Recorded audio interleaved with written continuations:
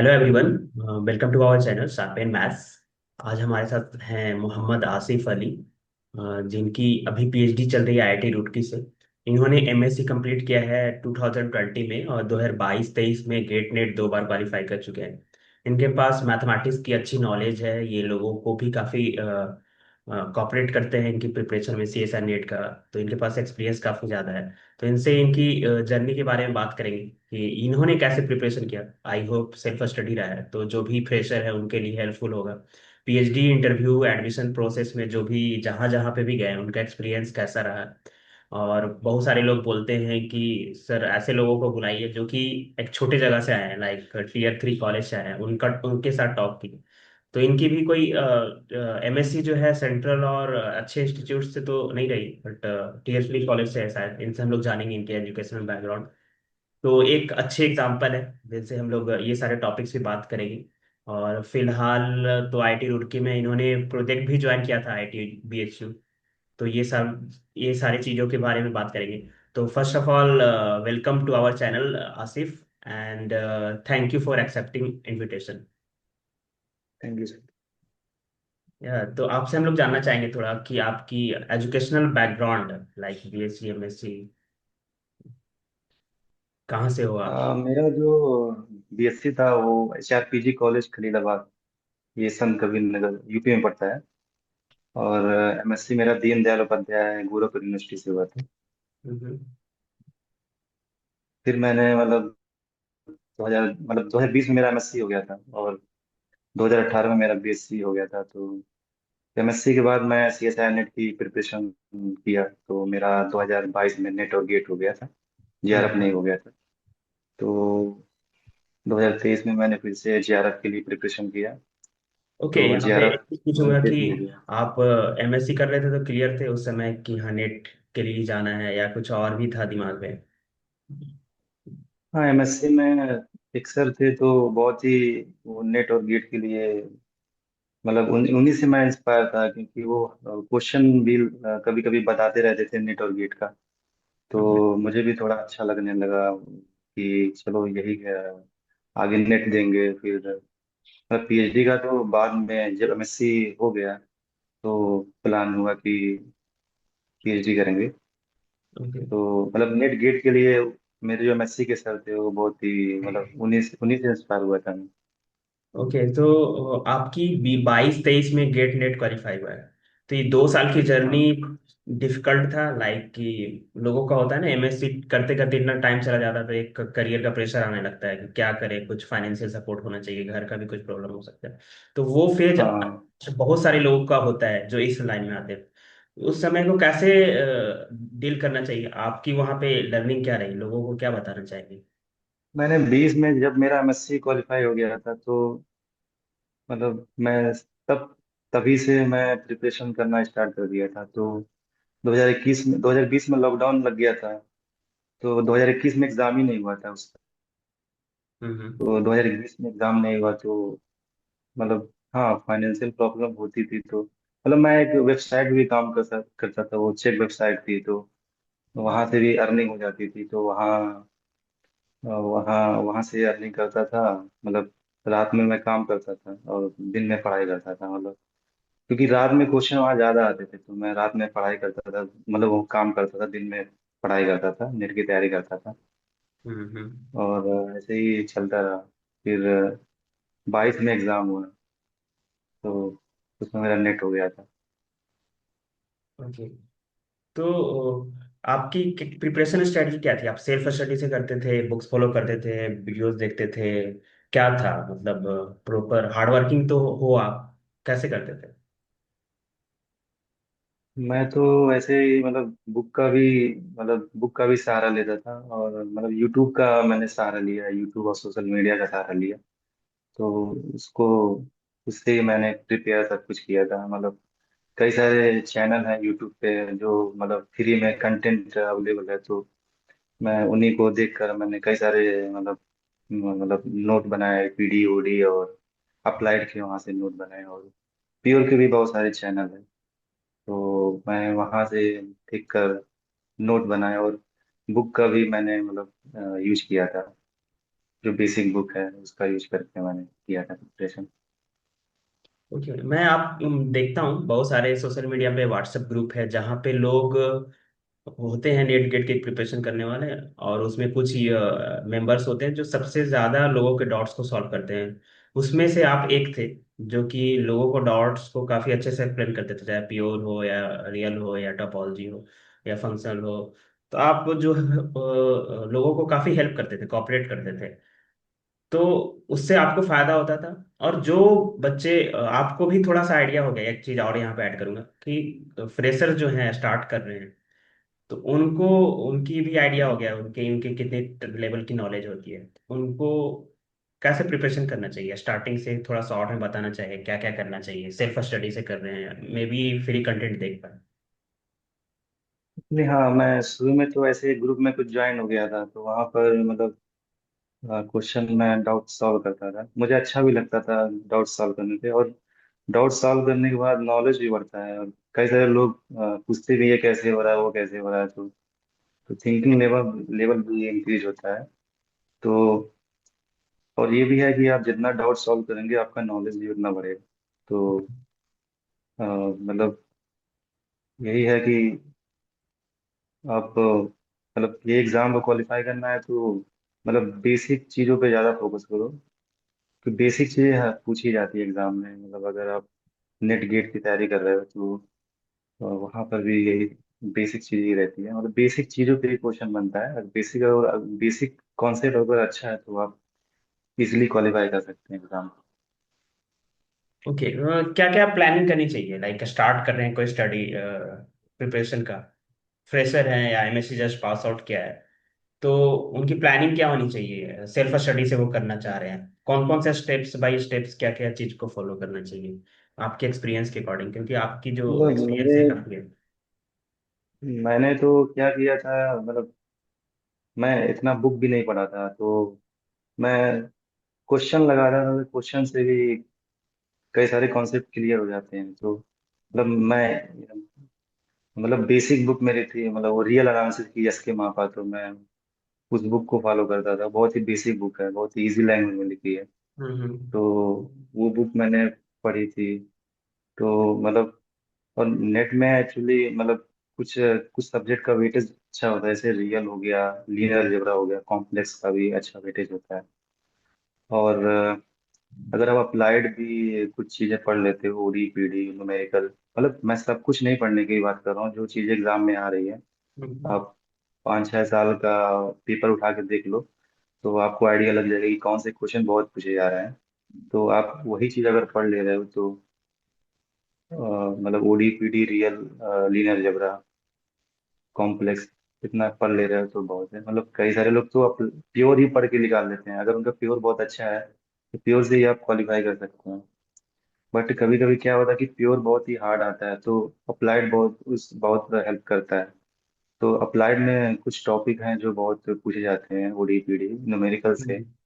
और O R से भी एक दो क्वेश्चन आ जाते हैं न्यूमेरिकल। मतलब ये सब अगर हम जो सिलेक्टेड टॉपिक जो बार बार पूछे जाते हैं उसी पे अगर हम फोकस करें तो मतलब इजिली क्रैक कर सकते हैं। तो बुक पढ़ना चाहिए, वीडियो देखना चाहिए, नोट्स पढ़ना चाहिए, कितना टाइम देना चाहिए, कितना मेहनत करना चाहिए? हाँ, बुक तो पढ़ना चाहिए, बुक तो बहुत जरूरी है, मतलब कॉन्सेप्ट क्लियर करने के लिए बुक तो पढ़ना चाहिए। तो बुक भी पढ़ो, और क्योंकि आपको गाइड करने वाला कोई नहीं है, तो आप यूट्यूब चैनल का भी मतलब हेल्प ले सकते हैं, क्योंकि कई सारे कॉन्सेप्ट हमको पता नहीं होते हैं। तो हमको मतलब अगर कोई कॉन्सेप्ट नहीं आ रहा है तो आप कोई मतलब आजकल तो बहुत सारे चैनल अवेलेबल है यूट्यूब पे, तो बहुत इजी हो गया है, मतलब नेट गेट क्वालिफाई करना। तो मतलब जो चीज़ आप नहीं आता है उसको आप देख सकते हो, उसके कॉन्सेप्ट को आप सीख सकते हो। आप क्वेश्चन से भी बहुत सारे कॉन्सेप्ट को सीख सकते हो, मतलब कभी कभी हमें थ्योरी समझ में नहीं आती है, तो आप क्वेश्चन की हेल्प से थ्योरी को समझ सकते हैं इजीली। ओके, तो आपने बोला कि ज़्यादा टफ नहीं है।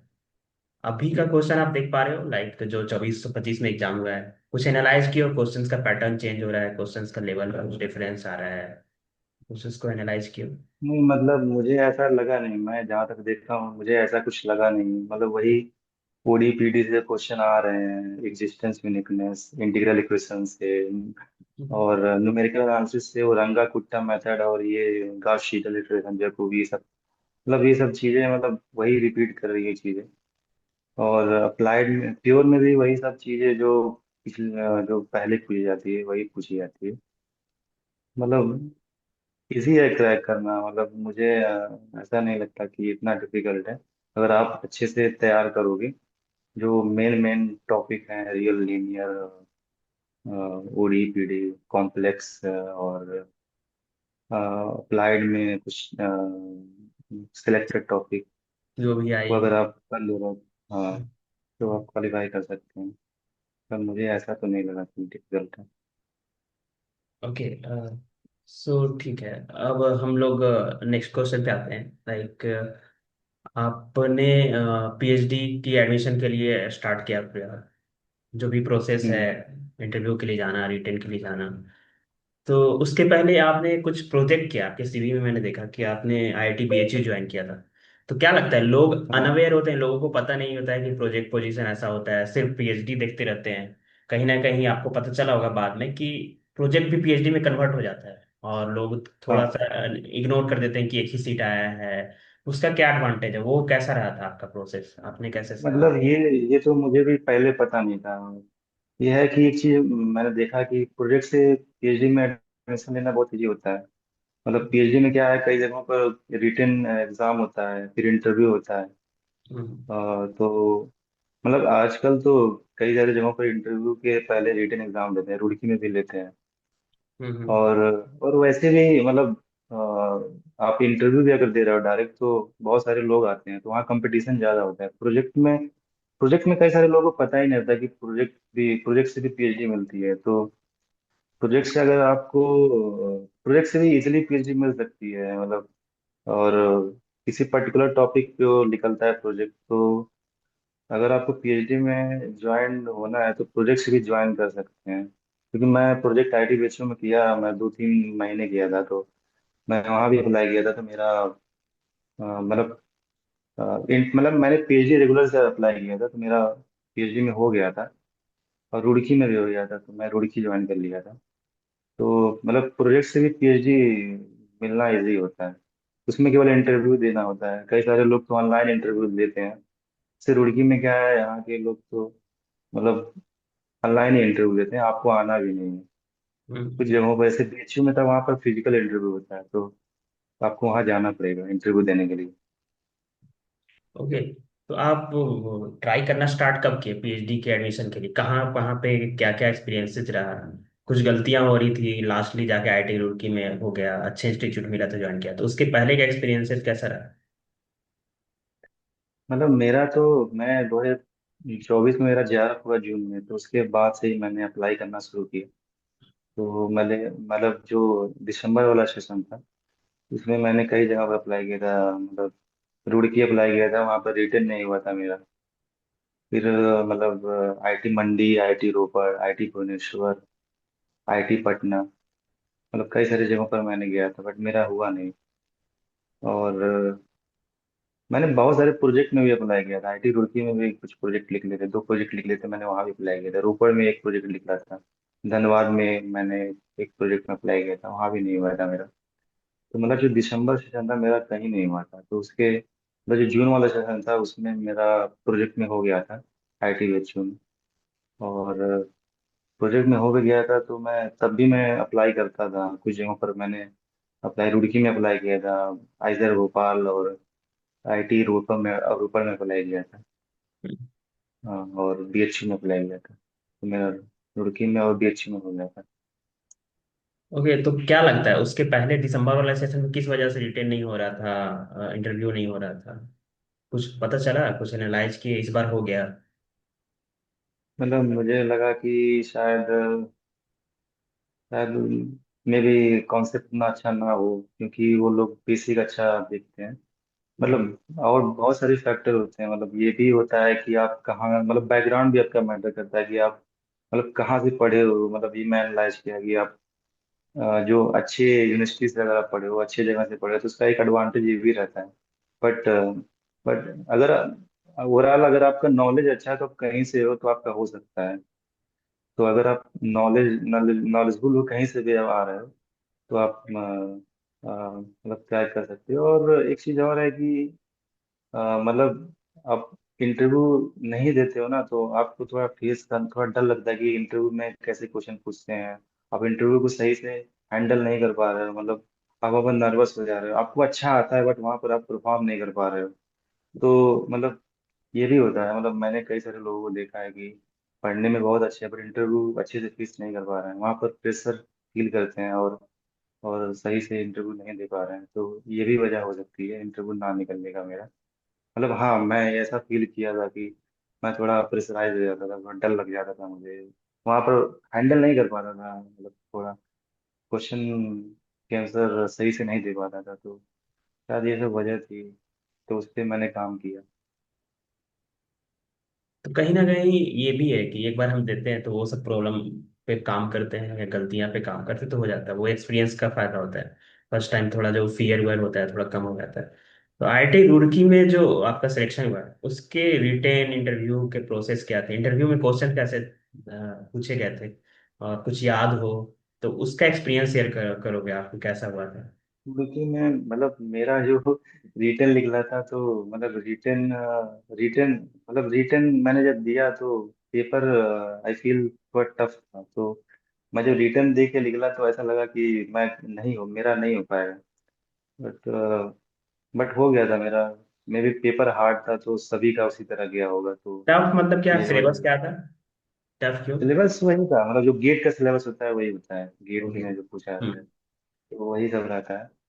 तो पेपर मेरा उतना अच्छा नहीं गया था, बट पेपर टफ होता है तो ये फायदा मिलता है कि सभी का ऐसे जाता है, मतलब हम्म।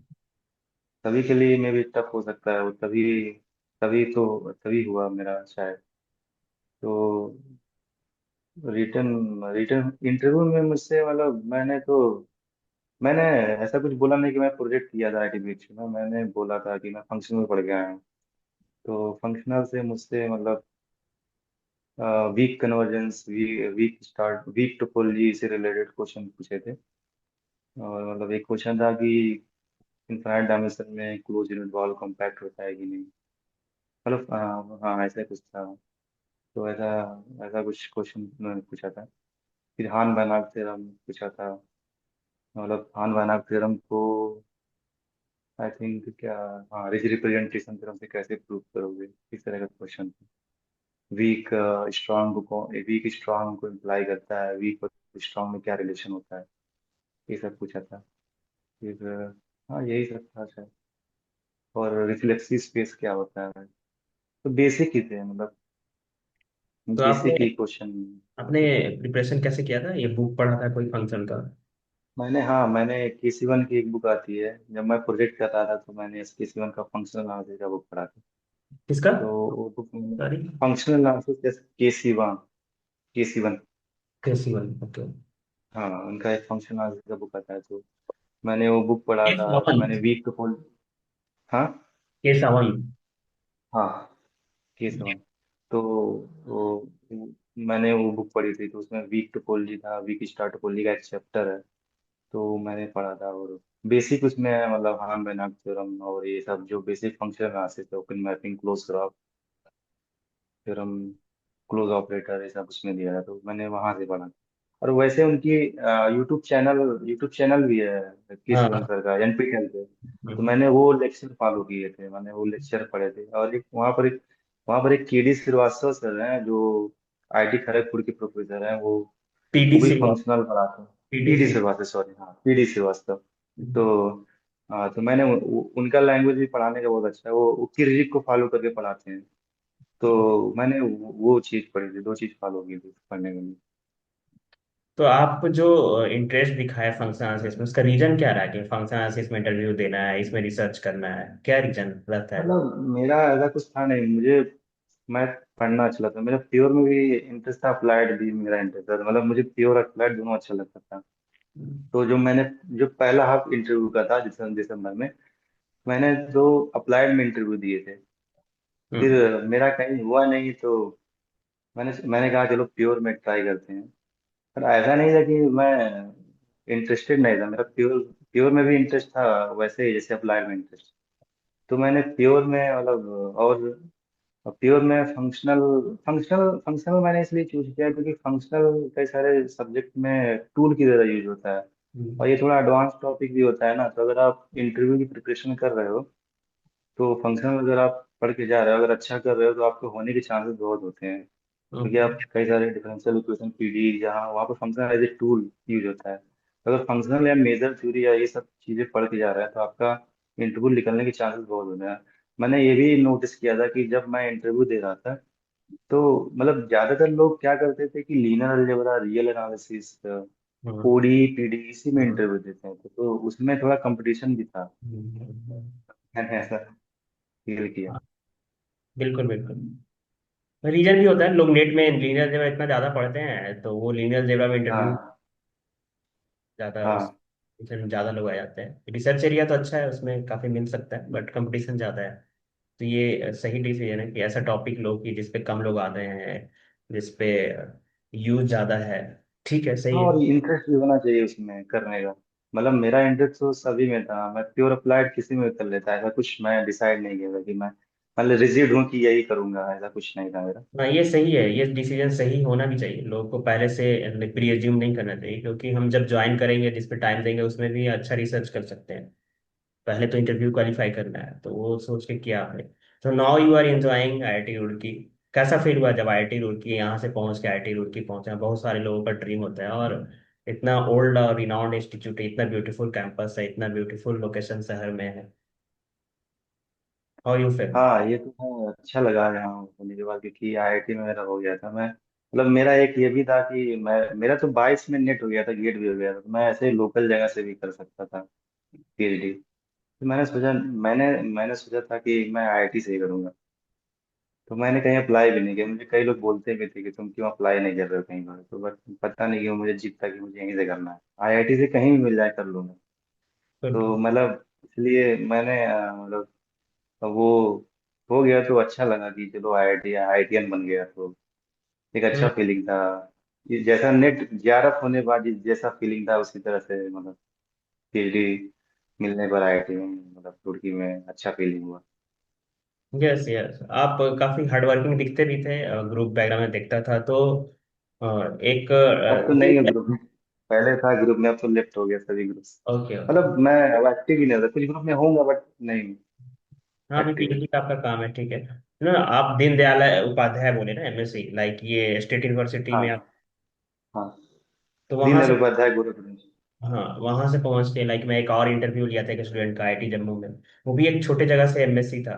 उनका भी फंक्शन में इंटरव्यू दिया था। तो लोग, थोड़ा सा टाइम लगता है, बट वैसे लोग भी पहुंचते हैं। कुछ लोगों का कमेंट आता है, सर ऐसे लोगों को टॉक कीजिए ना जो छोटे जगह से आए हैं। तो यू गाइज आर एग्जाम्पल, है ना। थोड़ा सा मेहनत किया, अपने आप पे बिलीव लगा कि आईआईटी ही जाना है, तब जाके मिला भी। और वो भी आईआईटी रुड़की मिला है। सो बहुत अच्छी बात है, लोगों को इंस्पिरेशन मिलेगा यहाँ से। और कुछ जानना चाहेंगे हम लोग आईआईटी रुड़की के बारे में। तो आईआईटी रुड़की में एंजॉय कर रहे हो, कैंपस कैसा है, फैसिलिटीज कैसा है, प्रोफेसर्स कैसे हैं, कल्चर्स कैसा है लैब का, स्कॉलर्स के बीच में? कैंपस तो मैं कई सारे आईआईटी में इंटरव्यू दे चुका हूँ, तो मुझे रुड़की का कैंपस बहुत अच्छा लगता है, और यहाँ के प्रोफेसर भी बहुत ही सपोर्टिव है और अच्छे हैं। और फैसिलिटी भी यहाँ की बहुत अच्छी है, मतलब हम लोग का मतलब पर्सनल लैब है, बैठने का एक कंबाइंड लैब है। हम्म। और मतलब इस प्रोफेसर का भी एक लैब होता है पर्सनल, जहाँ पर स्कॉलर बैठते हैं। तो मतलब फैसिलिटीज बहुत अच्छी है, और इन्वायरमेंट भी पढ़ने का बहुत अच्छा है, तो डिस्कशन भी अच्छा होता है। ओके, ये बहुत बड़ी चीज है। डिस्कशन आपस में होता है कि नहीं? एक तो होता है कि बीच बीच में लोग वीकली टॉक वॉक करवाते रहते हैं, कोई प्रोफेसर को बुला के। तो ये आईआईटी रुड़की में ऐसा, यहाँ पे कैसा है, लाइक कि वर्कशॉप, कॉन्फ्रेंस, सेमिनार वगैरह होते रहता है, एक दूसरे से डिस्कशन करते हैं, इन्वायरमेंट इन दैट सेंस कैसा है? हम्म।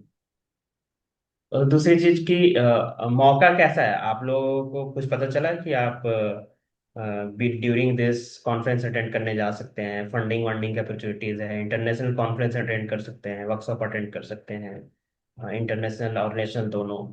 तो इसकी फंडिंग अपॉर्चुनिटीज है। कुछ इस चीज़ों के बारे में जाना आपने, क्या है? नहीं, ऐसा तो कुछ जाना मुझे नहीं पता, बट कुछ जगहों पर मैंने वर्कशॉप किया था, मतलब आईटी हैदराबाद में। तो मतलब आईटी हैदराबाद में मैंने किया था। हाँ, केवल एक ही जगह मैं गया था। तो और तो ये फायदा होता है अच्छे जगह का, एक अच्छा इन्वायरमेंट, अच्छे प्रोफेसर, ऐसे टॉक कॉन्फ्रेंस अटेंड करना का बेनिफिट होता है कुछ, पढ़ाई के अलावा, रिसर्च के अलावा। हाँ, मतलब मैं ज़्यादा नहीं कहूँगी, ज़्यादा बेनिफिट नहीं होता, क्योंकि आप वर्कशॉप में जाओगे तो वो चीज़ें क्या होती है, मतलब वर्कशॉप में एक चीज़ है कि वो थोड़ा बेसिक से थोड़ा स्टार्ट करते हैं, बट बहुत फास्ट पढ़ाते हैं। तो अगर आपको बेसिक पता है तो आप कैच कर लेंगे। बट बट अगर आपको बेसिक पता नहीं है तो आपका कोई फायदा नहीं है। वो बहुत फास्ट पढ़ाएंगे, और 1-2 वीक का रहेगा तो बहुत जल्दी जल्दी, और 5-6 घंटे का वो लेक्चर रहता है। तो वो मतलब उतना उतना वो मतलब मेरे हिसाब से बेनिफिशियल नहीं है, मतलब ये करना। बट ये है कि करना चाहिए कि हमको थोड़ा एरिया भी पता होता है कि मतलब किस एरिया में हम काम कर सकते हैं। थोड़ा हमको नॉलेज भी मिलता है कि कौन सा प्रोफेसर उस किस एरिया में काम कर रहा है। थोड़ा प्रोफेसर के बारे में हमको नॉलेज होता है। तो ये भी है। बट मैं जो फील किया हूँ कि जब आप जब आप फर्स्ट ईयर में होते हो, तो अगर आप कोई कॉन्फ्रेंस अटेंड करोगे तो उतना आपको समझ में नहीं आएगा कि वो क्या बोल रहा है, मतलब थोड़ा फर्स्ट एडवांस ईयर। चीजें रहती है ना। हाँ, मतलब कुछ हम तो खुद आप अगर हम्म, खुद भी कुछ टाइम दिए हुए हैं, कुछ रिसर्च किए हुए हैं, तब जाके अटेंड करते हैं तो ज़्यादा बेनिफिट होगा, क्योंकि हम लोग समझ फॉलो कर। हाँ, मतलब आप सेकेंड ईयर थर्ड ईयर से आप अटेंड कर रहे हो तो कुछ समझ में आपको आएगा, लेकिन आप फर्स्ट ईयर से अटेंड कर रहे हो तो कुछ ज्यादा बेनिफिट नहीं है। लेकिन आप जैसे एटीएम स्कूल का निकलता हुआ है ना, वो मतलब 1 महीने का वर्कशॉप वो सब होता है, इसमें बेसिक चीजें पढ़ाई जाती है, तो वो आपके लिए बेनिफिशियल है। वो आप अटेंड करोगे तो आपको कुछ सीखने को मिलेगा, तो वो आपके लिए सही है, अटेंड कर सकते हो। हाँ, करेक्ट। मतलब अभी फर्स्ट ईयर में हो तो वो चीज़ें मैटर ज़्यादा करती है।